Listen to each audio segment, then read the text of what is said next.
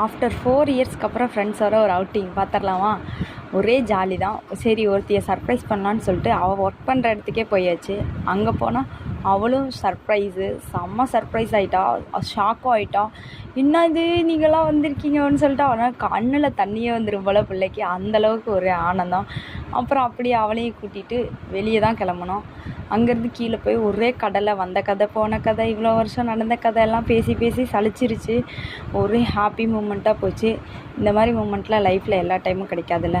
அப்புறம் இந்த மூமெண்ட் எல்லாமே கேப்சர் பண்ணி வச்சுக்கிட்டோம். ஏன்னா இதெல்லாம் கோல்டன் மெமரிஸ் இல்லை, டைமண்ட் மெமரிஸ்ன்னு கூட சொல்ல முடியாது. இதெல்லாம் எதுக்குமே ஈடாகாத ஒரு நாட்களில் அதையும் காப்பி பண்ணி வச்சுட்டு அப்படியே உள்ளெல்லாம் போனோம்.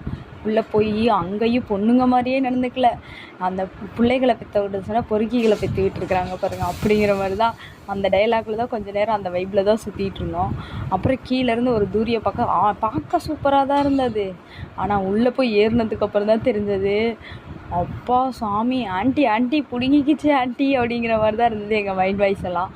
அவ்வளோ இதாக சுற்றுது, வந்து மூஞ்சி தரையிலே உரசிடும் போல் அந்தளவுக்கு. அதில் அடிமை அடங்கணும், அடுத்த தூரிக்கும் போய் ட்ரை பண்ணி பார்த்துருவோன்னு சொல்லிட்டு சிங்கப்பெண்ணே அப்படின்னு சொல்லிட்டு கிளம்பிட்டோம். அங்கே போனால் அதுக்கு மேலே தலைகளாக சுற்றுது, திமிந்து சுற்றுது. ஒரு வழியாக அது சுற்றில எங்களுக்கு தலையே சுற்றிடுச்சு. அப்பா சாமி போதுங்கடா, நிறுத்துங்கடா, இறக்கி விடுங்கடா அப்படிங்கிற மாதிரி ஆயிடுச்சு மைண்ட் செட்டு.